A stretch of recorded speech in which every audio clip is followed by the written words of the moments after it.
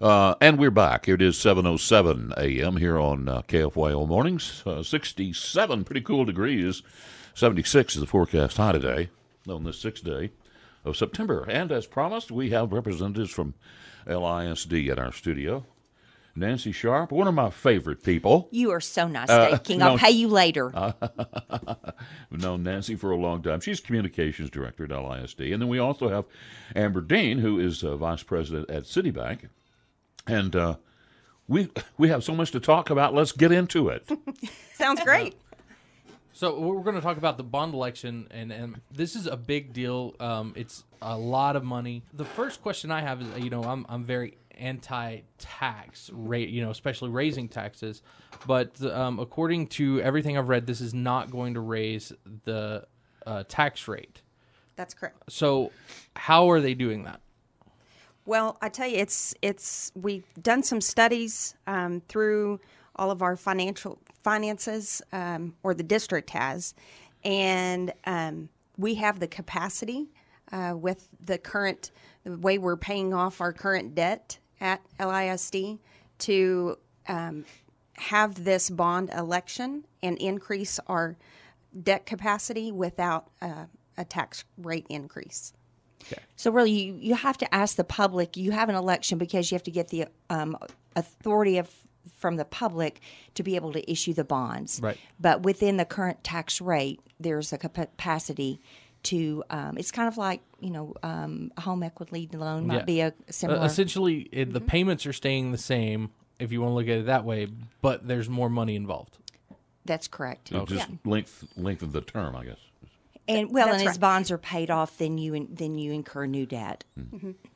Okay, and so one of the biggest parts of this bond is a new elementary school that y'all are looking at putting in. Can you kind of tell us what y'all are looking at as far as a new elementary school, and which schools you'll be closing down to move into that? Sure. Well, I can tell you one thing. Maybe I'll give you a little bit of history and where we came from in looking at this bond package and why that particular subject is part of this bond election. And we looked at, over the past several months, when Dr. Rollo came on board as superintendent of LISD, she realized that we needed to look at security across the district, efficiencies, and things like that. But she thought, we'll do that over the summer when we have a little more time to look at our comprehensive plan. But then Parkland, Florida happened, the school shooting there, and her timeline was pushed up a little bit, unfortunately, because she felt like it was something that we really needed to focus on as a district. So we went through a series of community meetings, student-led meetings as well, to gather input from both the community, parents, students as well, in terms of safety, what we needed to do in terms of safety. And then she decided, okay, well, let's look at doing this with some bond funds. So we put a community-led effort together over the summer. We invited 100 members of the community to come and give us their opinion in terms of what they thought that would be good priorities for the district and the community citizens of Lubbock to put their money behind in terms of a bond election. And we as a committee came up with 3 different areas that we wanted to see these bonds focused on, and that's efficiency, hardening our facilities in terms of security and safety for our students, and then academic programmings to support students. And so in that efficiency discussion came the discussion of consolidating 3 schools in North Lubbock.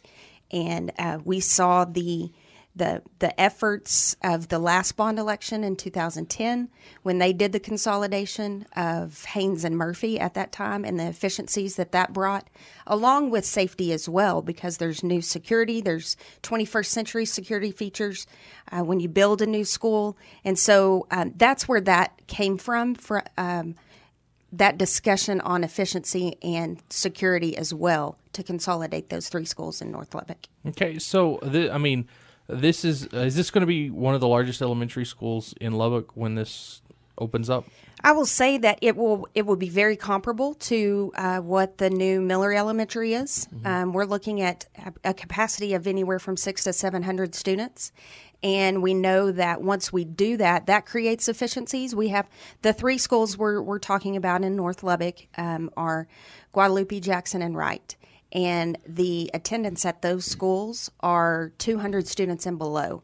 And we know that it costs approximately $7,200 per student to run a school when it's 200 students or below. We can create efficiencies and cut that down to $6,100 per student if we build a campus that supports 700 students. Okay. So are there going to be, is the teacher to student ratio going to change at all in this school versus the ones they're in right now? No, Okay. it should not. I'll let Nancy speak maybe to that minimally. a little bit. There may be some minimal changes, yes, but there's some efficiencies. It's also academically, when you have only one teacher per grade level, it's really difficult to collaborate. It's difficult to provide the co-curricular and extracurricular activities like, destination imagination and some of those things when there are only 14 fourth graders or whatever. And so there are some academic benefits to having a little bit larger campus. Well, tell me this. How about enrollment at LISD? How is it going overall? Are we increasing our student population every year, or No. is it just changing? Yeah, it is stagnant. With the last couple of years, we've had a small amount of decline. We've had birth rates that have gone diminished. down. The biggest challenge is that if you want a new home, we are out of capacity in Lubbock ISD. There are two little pockets of neighborhoods, one near Centennial Elementary and one near Roberts Elementary. Those are really the only two places where you can put up a new house. There's not any residential areas in Lubbock ISD. We've just So outgone the our borders. periphery is growing. Wolforth and Cooper and Right, and that's I think there's a perception. Yeah, absolutely. Those school districts have got lots of room for growth. Has been a perception that we are losing students to Friendship and Cooper. Actually, we gain about 500 students who come into Lubbock ISD than leave the district. But it's very much an issue of if you're a young family and you want a new home, then there's not a place to build in Lubbock ISD with the exception of two small pockets. No. Okay. So with this new elementary school, what's the timeline behind? Let's take a break here. Well, what's the timeline behind building the new school and getting the other facilities closed down? It'll take a little while. It'll probably be a couple of years before that actually happens. It'll take time to come up with a site. A site has not been established yet, so trying to find a site. There's lots of studies going on about that right now, and then get the architectural plan and then the building done. It's a little over a year usually to build a school, so it'll be a couple of years should this pass. Okay, let's take a quick break. It's 7:16 a.m. here on KFYO Mornings. Quick break, and we'll be right back. News Talk 95.1 FM, 790 AM. This is KFYO Mornings. Dave King and Matt Martin, 7:21 a.m. And we've got the ladies from LISD this morning. And we have a text message this morning. They say, why are we spending more money on Monterey Auditorium? It was on the last bond. Mm-hmm. In the 2010 bond, we had money appropriated to do seating, lighting, sound systems for the 4 comprehensive high school auditoriums. Monterey had more extensive work, so there was a Phase 1 and a Phase 2 for Monterey. So the Phase 1 was completed in 2010.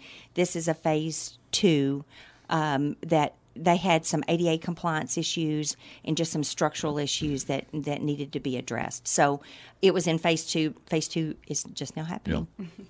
Well, the big issue, or one of the big issues, is going to be protecting our school kids. What's in the works? Well, I tell you, with this bond, one thing that the district did over the summer was they had a comprehensive security audit, and that told our school district all of the things that we needed to do to harden our facilities in terms of locks for doors, for key guard entrances, all the way up to securing vestibules. And so that's when Dr. Rollo and the administration realized that this was something that we needed to focus on, and it was going to be very costly to implement all of these recommendations that the security audit came back with. So that's where we came together as a community and the parents, and really got input from the students as well in terms of what we needed to do, what they wanted to see, and because we, of course, wanted them to have a voice in terms of what's going on their campuses. And so security is really one of the big focuses of this bond. Every single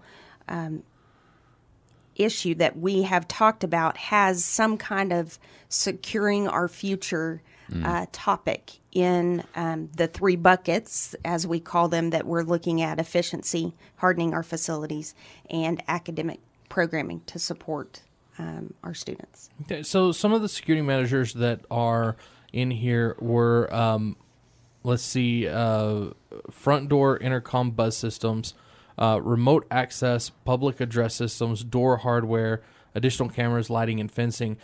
As far as like the door hardware and stuff like that, are we going to have something like automatic locks that whenever, if something happens, someone can hit an alarm or something and it automatically locks all the doors, or something to that extent?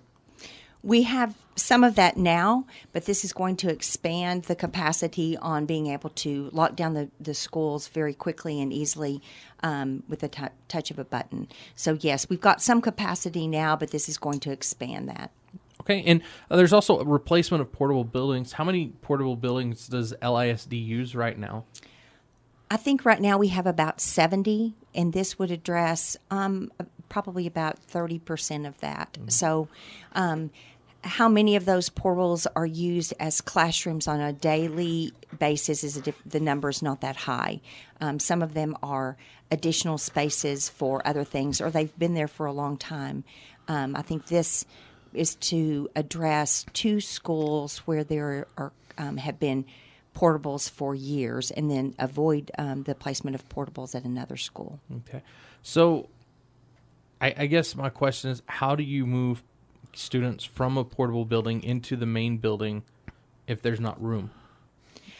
And that's what we're doing with this bond, is these funds will go to build additions to those schools, so we can make room for those students coming in. So that's what these funds are for. Okay, and then the last thing is academic programming. You've got the Monterey High School. Somebody's already brought that up. But you've got Talkington School for Young Women Leaders Edition. What is that going to be? Well, I tell you, Talkington School is it's something to be replicated across the state for sure, because it's a blue ribbon school across the district, and we are very proud of what they are doing over there. I don't know if you'll remember but when Talkington first opened, it started as a 6th grade campus, I believe, and it was in an old elementary school or middle school, and really they have had 3 graduations. A little bit more than that, yeah, but it started out with just 6th and 7th graders, and then has grown into a high school, and so there were a National Blue Ribbon School, as Amber said. So the needs have outgrown the capacity. They don't have a facility right now where they can hold a school assembly or really a central gathering place. So this is about providing some of that. Yes, adding a fine arts kind of area for them, so they can have orchestra, choir, so they can have an assembly. Right now they can't even really have an assembly to get everybody into one area to have an assembly. And so it's going to do that, and then also add additional parking over there, because, like we said, it was originally a middle school campus, and now we've got 16, 17, 18-year-old students that are over there, and they drive to school, and so they need some place to park. And right now parking is all along the streets, and so they've outgrown that capacity. So we're looking at adding the Fine Arts Edition in the parking lot. So has there been any talk of starting a boys' school? Actually, there has been some discussion. I have 3 girls, but I also have a boy. I'm just saying. There has been some discussion.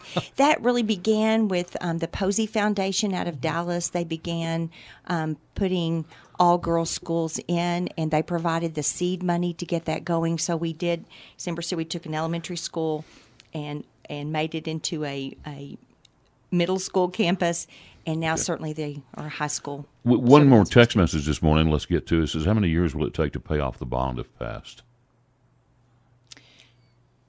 I think we're looking at 20. It kind of years? depends on when, how, probably 20. And I didn't bring that in front of me, but it kind of depends on, we've been paying off existing bonds very aggressively. So we've been paying off what we've got more quickly than we needed. So, okay. And that about wraps it up. Our time is up. It's been interesting. We're so glad that you guys came out this morning. Thank you so much for having us. All right. We going to take the 7:30 break here, and then we'll be right back on the other side. We've got the Car Pro this morning.